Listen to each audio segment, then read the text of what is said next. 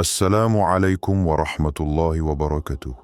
My dear brothers and sisters in Islam, may Allah grant you His peace, His mercy, and His blessings in abundance. Today, I wish to share with you a profound truth, a spiritual reality that many of Allah's chosen ones experience without always understanding why. Perhaps you are one of those souls who has felt, on more than one occasion, a form of loneliness or social distancing, even in the midst of a crowd. You may have noticed that you cannot surround yourself with too many people, whether by choice or necessity, and this has sometimes troubled you. Why does this happen? Why, despite your desire for companionship, do you often find yourself alone or surrounded by a very small circle? This reality, my brothers and sisters, is no accident. It is linked to your status as Allah's chosen ones, to the special role you play in this world. Being a chosen one does not mean being popular or accepted by all. On the contrary, it often means walking a narrower path, a path where quantity does not matter, but the quality of relationships is essential. In this video, we will explore together why Allah does not allow the chosen ones to be surrounded by too many people, and why this limitation is actually a blessing in disguise. We will discuss chosen solitude, the challenge of sorting through relationships, and the divine wisdom that guides this process. So I invite you to open your heart and mind, to let go of the world's judgments, and to prepare yourself to receive a message that could transform the way you see your social and spiritual life.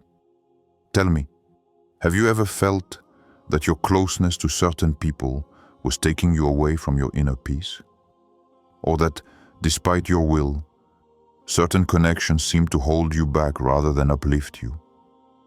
If so, know that you are not alone.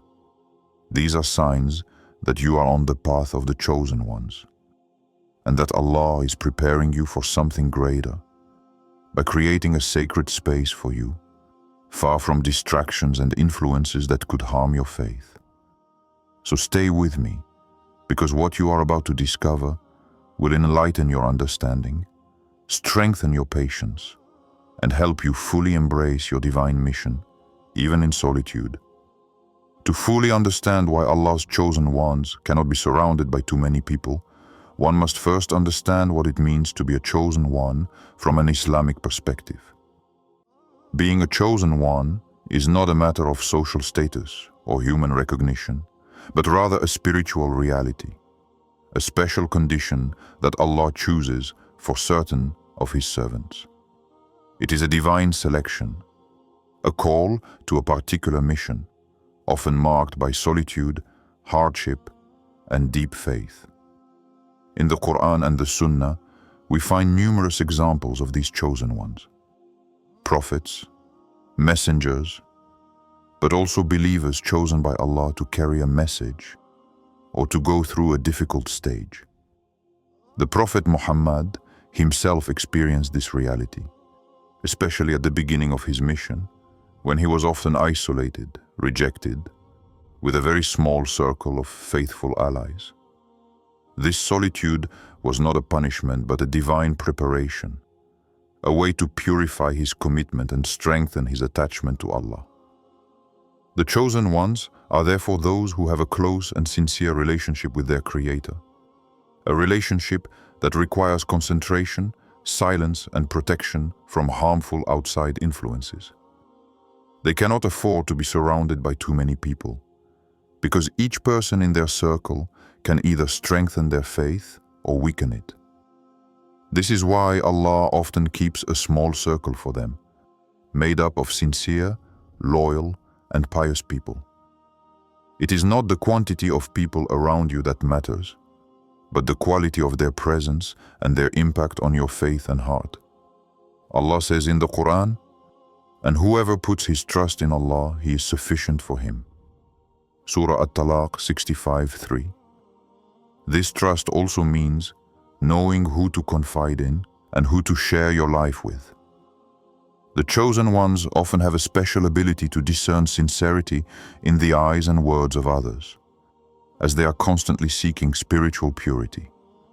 They understand that too much company can dissipate their energy and create distractions that take them away from what matters most: closeness to Allah.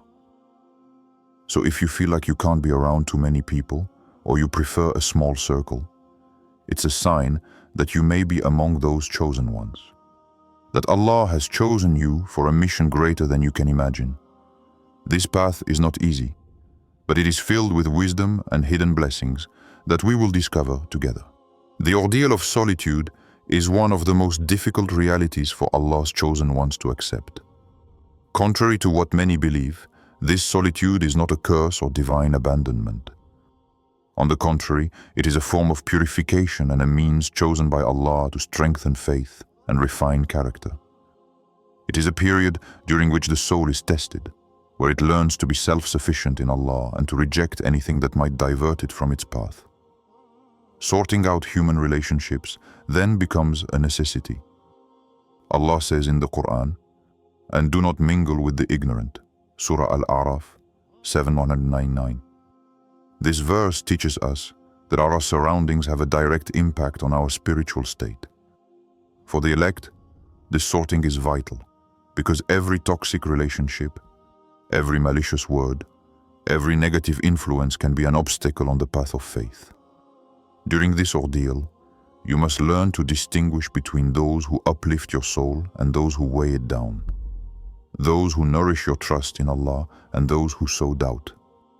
This sorting is sometimes painful, as it often involves distancing yourself from loved ones or comfortable situations. But it is necessary to move forward. Elected officials must also understand that solitude does not mean complete isolation, but rather carefully choosing those who deserve their trust and companionship. This selection is a sign of wisdom, a way of protecting faith from the turbulence of the world. The Prophet Muhammad, in his mission, also experienced this solitude and this selection. He had around him a small group of sincere, faithful, and pious companions who accompanied him in his spiritual struggle. These companions were few in number, but their quality far surpassed their quantity. This sorting process, though difficult, is an essential step in becoming one of Allah's chosen ones. It's a way to ensure that your faith is protected and that your mission can be carried out in peace and sincerity. So don't despair if you sometimes feel alone, for this solitude is actually a sign that you are on the path chosen by Allah. The divine wisdom behind not being surrounded by too many people is profound and full of mercy. Allah, in His infinite wisdom, knows exactly what His chosen ones need to protect their faith and achieve purity of heart. He limits the surroundings not to isolate, but to preserve sincerity, concentration, and inner peace. This restriction is not a deprivation, but a precious protection. Quality always trumps quantity. Indeed, having many friends or acquaintances does not guarantee real support or spiritual strengthening. On the contrary, too many relationships can often lead to distractions, conflicts, and distance from divine truth. This is why Allah places around the chosen ones a small circle of pious and sincere people capable of supporting them on their spiritual journey. The Prophet Muhammad himself experienced this reality. During the period of revelation, he had only a small number of close companions who shared his faith, patience, and mission. These companions were like a bulwark against the hostile forces and temptations of the world. Their limited number in no way diminished their importance. On the contrary, they formed a solid and indestructible core. Limiting one's surroundings is also a way to purify the hearts of the chosen ones. Too many companions can lead to superficiality, compromise, and a scattered focus. Chosen solitude allows the chosen one to cultivate a sincere and intimate relationship with Allah, without outside interference. It opens a sacred space where the soul can rest, regenerate, and strengthen itself. It is also a preparation for great responsibilities. Those whom Allah chooses are often destined to accomplish important missions, which require unwavering faith and total concentration. Limiting one's surroundings is therefore a necessary step to avoid harmful influences and ensure optimal preparation. Finally, it is important to understand that spiritual isolation does not mean abandoning society or cutting oneself off from the world, but rather protecting oneself from negative influences while continuing to work for good. This allows the chosen one to be a beacon of light, even in a small circle, and to effectively fulfill their mission. Managing one's surroundings when one is one of Allah's chosen ones is a task that requires wisdom, patience, and deep faith. It's not always easy to say no to certain relationships, especially when they have been ingrained in our lives for a long time or are surrounded by strong emotional attachments. Yet, it is a necessity to preserve the purity of the heart and the stability of faith. First, it is essential to surround yourself with people who elevate your faith and bring you closer to Allah. These are the people who encourage you in prayer, remembrance, patience, and goodness. They do not criticize your spiritual quest or discourage you when you face challenges. These companions are a valuable support on your journey. Next, you must learn to recognize and avoid toxic relationships. These relationships can drag you down, sowing doubt, confusion, or even anger in your heart. Sometimes, it's friends or loved ones who unwittingly become obstacles to your spiritual progress. Allah warns us against companions who can corrupt our faith, and He invites us to choose our companions carefully. Another important point is to always maintain a strong connection with Allah through prayer, meditation, and constant remembrance. He is the one who guides and protects, and it is in Him that you will find the strength to make these difficult choices. Ask Him for the wisdom to discern what is beneficial and what is not. Also, ask Him to purify your heart of all harmful attachments. Finally, remember that managing your environment is not a rejection of others, but a protection of your divine mission. It is an act of love for yourself and for Allah. By keeping close those who share your faith and values, you create an environment conducive to spiritual growth and inner peace. If you sometimes find yourself helpless in the face of this reality, know that this path is that of the chosen ones, and that every effort you make to preserve your faith is seen and rewarded by Allah. At times, the path of the chosen may seem lonely and difficult, but this solitude is actually divine preparation for receiving immense blessings and favors. Allah, in His infinite wisdom, uses this period of social restriction to refine character, strengthen faith, and purify the heart. This phase is comparable to that of the crucible where the metal is heated to get rid of its impurities. In the same way, the test of solitude and the limitation of relationships acts like a spiritual fire that burns away everything that is superficial, everything that could harm your sincerity and your closeness to Allah. The Prophet Muhammad taught that trials are a form of purification, and that patience is the key to getting through these difficult times. Allah says in the Quran, "Certainly, with difficulty comes ease." Surah Al-Kahf 94.6. This divine promise is a source of hope for all those going through this phase. It reminds us that every difficulty is accompanied by a hidden blessing, and that today's solitude prepares us for tomorrow's success. Furthermore, this period allows the chosen one to better hear the word of Allah, to feel His presence more intimately, and to receive special guidance. In silence and isolation, the heart becomes more receptive to divine light, and spiritual inspirations multiply. It is also important to understand that restriction in human relationships does not mean that you are abandoned. On the contrary, Allah is always near, and it is He who fills this apparent void.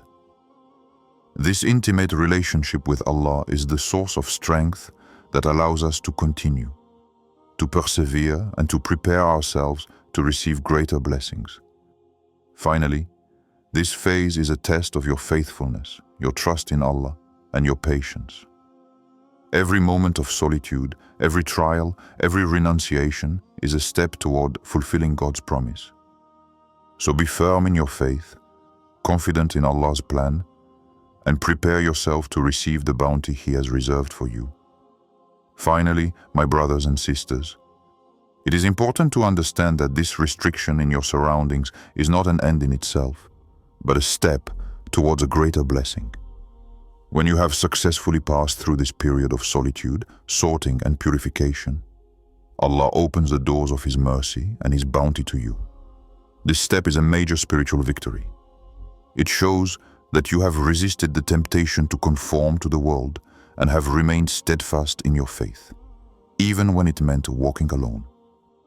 This faithfulness is precious in the sight of Allah, and He always rewards those who are sincerely devoted to Him. In the Quran, Allah promises, "And whoever fears Allah, He will make for him a way out and provide for him from where he does not expect it." Surah Al-Talaq 65:2-3.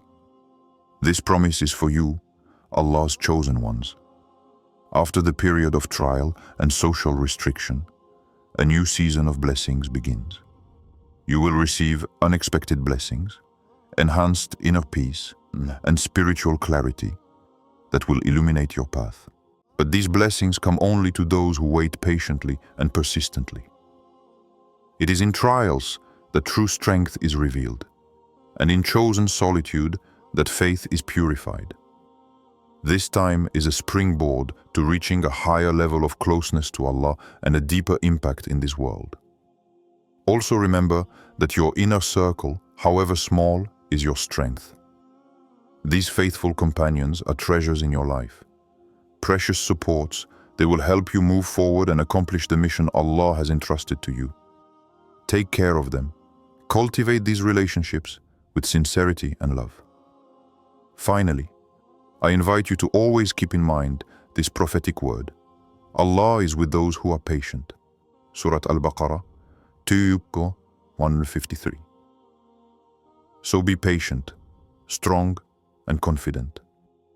Allah's chosen ones are never alone, for their Lord is always with them, guiding them, protecting them, and showering them with His blessings. May Allah bless you, protect you, and make you strong, faithful, and victorious in this life and the hereafter. Assalamu alaikum wa rahmatullahi wa barakatuh. Alaikum wa